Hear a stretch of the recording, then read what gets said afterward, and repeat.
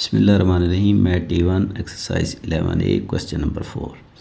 Given that DAB is a straight line, find the value of an unknown in each of the following figure. इस question के 3 part थे. मैं ए और B part की video बना चुका हूँ, चैनल पर अपलोड कर दी, आप मेरे चैनल से देख सकते हैं. और अगर अभी तक आपने मेरे चैनल को सब्सक्राइब नहीं किया तो सब्सक्राइब कर लें और बेल आइकॉन को प्रेस कर लें ताकि हर आने वाली वीडियो आपको मिल सके. क्वेश्चन को शुरू करने से पहले क्वेश्चन की स्टेटमेंट को समझें. DAB is a straight line. DAB एक स्ट्रेट लाइन है और उस पर एक ट्रायंगल बनाई गई है, AB और C. अब ABC ट्रायंगल जो है उसमें एक एंगल जो है D डिग्री है, दूसरा एंगल 2E डिग्री है, तीसरा एंगल 3E डिग्री है. अब इन तीनों एंगल्स में डिफरेंट वेरिएबल इस्तेमाल हुआ है. 2 एंगल्स में E डिग्री है और एक एंगल में D डिग्री है. जब डिफरेंट वेरिएबल होंगे तो ये इनका फाइंड करना मुश्किल होगा. तो हम सबसे पहले स्ट्रेट लाइन की मदद से ये वाला जो एंगल है इसको हम D डिग्री को हम फाइंड करेंगे, क्योंकि एक एंगल हमें 110 डिग्री दिया गया है. और हम इस बात को जानते हैं जो स्ट्रेट लाइन होती है उसका एंगल 180 डिग्री के इक्वल होता है. और DAB ये गिवन है कि ये एक स्ट्रेट लाइन है. तो इस स्ट्रेट लाइन से हम पहले D डिग्री फाइंड करेंगे. जब हम D डिग्री फाइंड कर लेंगे तो उसके बाद हम ये 2E और 3E डिग्री फाइंड कर लेंगे, क्योंकि फिर हमारे पास एक ही वेरिएबल बच जाएगा. तो इस एक वेरिएबल को हम इसके बाद फाइंड कर सकते हैं. तो सबसे पहले हम इस D डिग्री को फाइंड करते हैं. We know that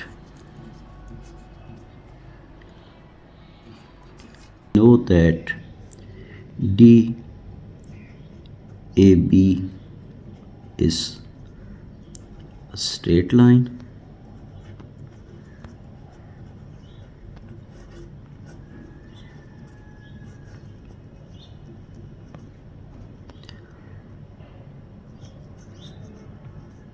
The angle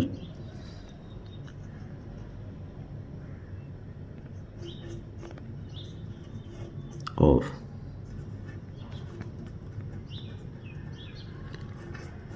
straight line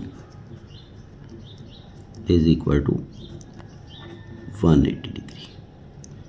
तो ये चीज़ हमें DAB स्ट्रेट लाइन गिवन है और 180 डिग्री का एंगल जो है स्ट्रेट लाइन का वो हमें मालूम है.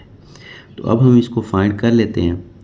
तो D degree plus 110 degree is equal to 180 degree. अब ये 110 डिग्री इधर प्लस हो रहा है, दूसरी साइड पे जाएगा तो ये माइनस हो जाएगा. तो D degree is equal to 180 degree minus 110 degree. तो D degree is equal to 70 degree. तो ये हमें D की वैल्यू मालूम हो जाएगी.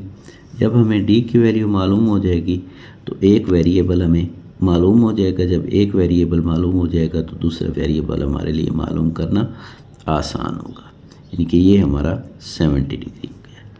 तो अब हम इसको दूसरे को वेरिएबल को मालूम करते हैं.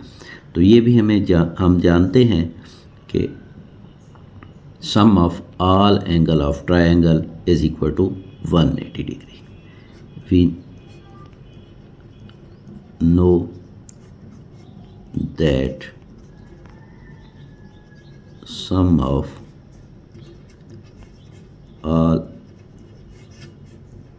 angles of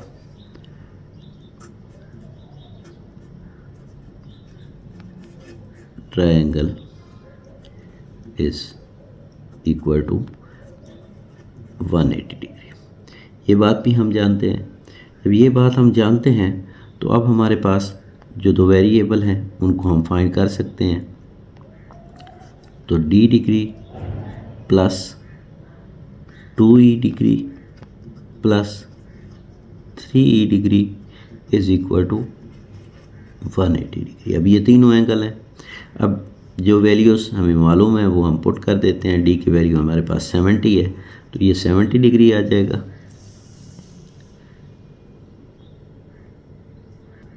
plus 2e plus 3e, तो ये हमारे पास हो जाएगा 5e degree is equal to 180 degree. अब 70 यहाँ पे प्लस हो रहा है, दूसरी साइड पे जाएगा तो ये माइनस हो जाएगा। तो 180 माइनस 70, तो 5e degree is equal to 110। अब ये 5e के साथ मल्टीप्लाई हो रहा है, दूसरी साइड पे जाएगा तो ये डिवाइड हो जाएगा। 110 ओवर 5, तो 5 1s are 5, 5 2s are 10, 5 2s are 10। तो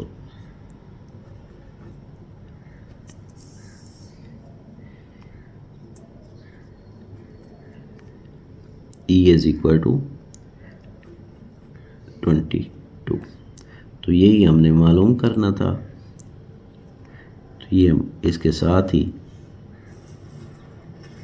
हमारा क्वेश्चन नंबर